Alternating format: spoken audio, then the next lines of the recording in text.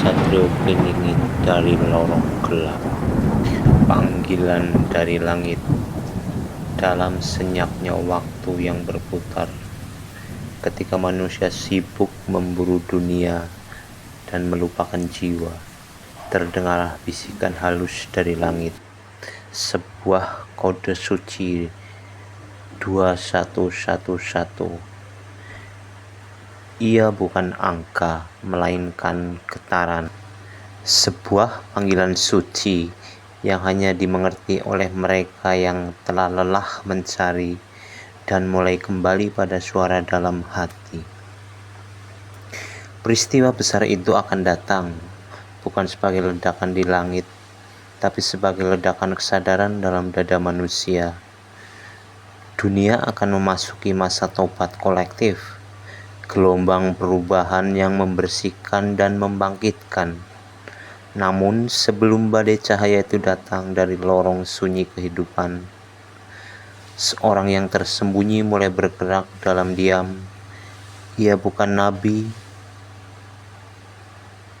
bukan raja, ia hanyalah jiwa yang ditempa oleh derita dan dilunakkan oleh kasih. Ia adalah Satrio Piningit. Satrio Piningit atau bocah angon dan cahaya yang terpendam. Ia lahir bukan untuk dilihat, melainkan untuk dirasakan. Sejak kecil hidupnya diwarnai perjuangan. Ia bukan anak yang tumbuh dalam pangkuan kemewahan, tapi dalam dekapan doa ibunya dan dalam peluh perjuangan ayahnya. Alam adalah gurunya. Matahari yang terbit di ufuk timur mengajarkannya harapan. Hujan mengajarkannya kesabaran, dan malam yang gelap mengajarkannya keheningan. Sebagai bocah angon, ia bukan hanya menggembala ternak. Ia juga menggembala luka-luka yang belum sempat sembuh, menggembala harapan orang-orang di sekitarnya. Ia pendiam, namun hatinya ramai oleh pertanyaan tentang kehidupan. Ia memandangi bintang dan merasakan seolah jiwanya berasal dari sana. Ada sesuatu dalam dirinya yang tak bisa dijelaskan oleh logika dan hanya bisa dirasakan oleh jiwa. Ketika ia dewasa, ia memilih jalannya sendiri, menjadi pengusaha dari titik nol. Tak ada sokongan besar, hanya tekad baja dan keyakinan bahwa setiap kerja keras pasti berbuah. Ia membangun usahanya dengan niat membantu sesama. Uangnya tak hanya untuk dirinya, tapi untuk menyambung nafas orang-orang terpinggirkan. Ia menjadi sosok dermawan yang rendah hati, tapi dunia ini sering tak adil pada orang baik. Ketika sinarnya mulai terlihat, kegelapan bergerak. Oknum-oknum serakah mencengkeramnya. Mereka menuntut, memeras, dan menjatuhkan. Dalam sekejap, apa yang ia bangun luluh lantah. Ia tidak hanya kehilangan usaha, tapi ia juga kepercayaan. Ia dijebak oleh sistem yang tak mengenal belas kasih. Namun, Tuhan punya cara yang indah dalam merobohkan seseorang hanya untuk membangunnya kembali dengan fondasi yang lebih dalam. Dalam kehancuran itu, ia tidak memberontak, ia menyepi, ia hidup sederhana, bahkan sendiri. Ia kehilangan segalanya, tapi menemukan dirinya. Di ruang sunyi yang hanya ditemani sepi dan suara hujan, ia menemukan makna.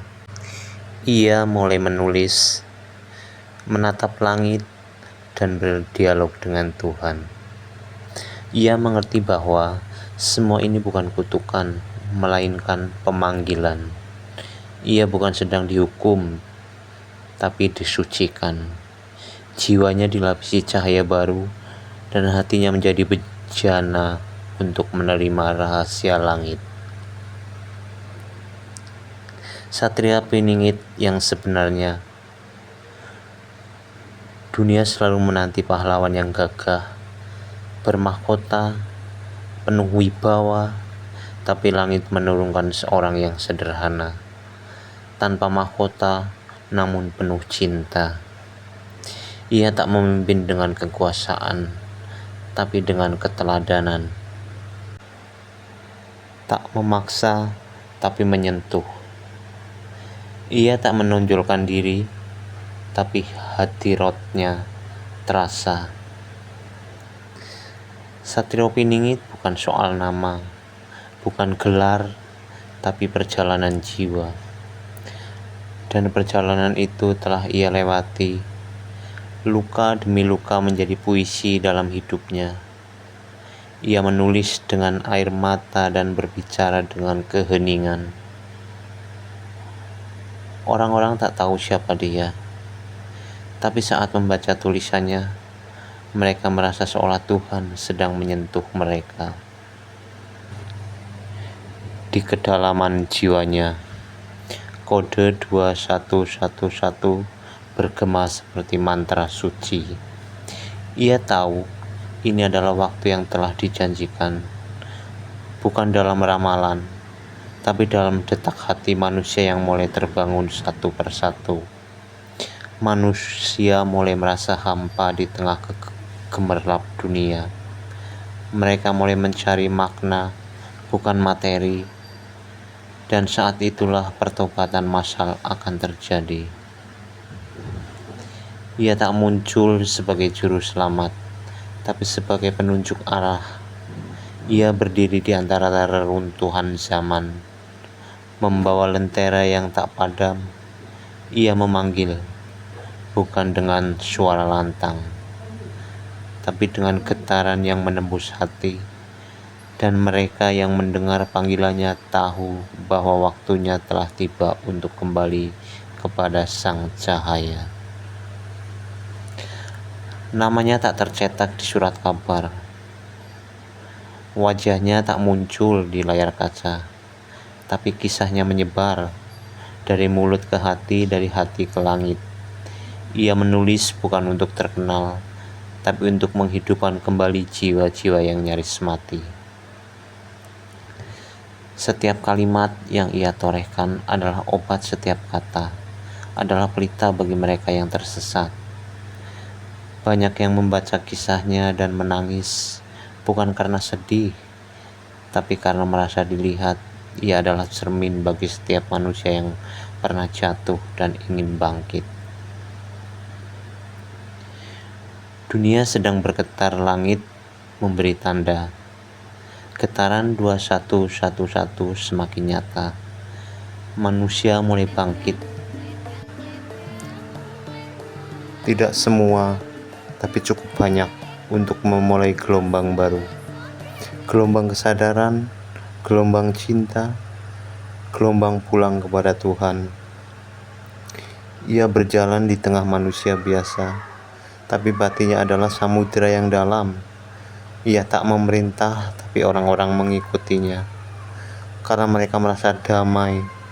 Ia adalah jiwa tua yang kembali untuk menyalakan obor zaman-zaman baru, obor yang akan menerangi malam-malam panjang manusia.